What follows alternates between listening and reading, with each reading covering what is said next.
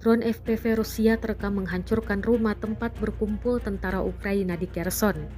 Rekamannya beredar di Telegram pada Rabu 23 Oktober 2024. Drone meluncur dari jarak jauh dan akurat mengenai sasaran. Dalam keterangan unggahan disebutkan, operator Rusia menggunakan drone FPV VT-40 menghancurkan pasukan Rusia di arah Kherson. Ledakan dahsyat tampak jelas dalam rekaman hingga rumah tersebut hangus terbakar.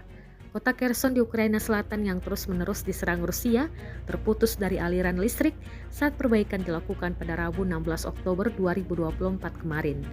Ukraina semakin cemas setelah gelombang serangan Rusia terhadap jaringan listrik di negara itu berisiko membuat kota-kota tak memiliki pemanas dan penerang selama musim dingin.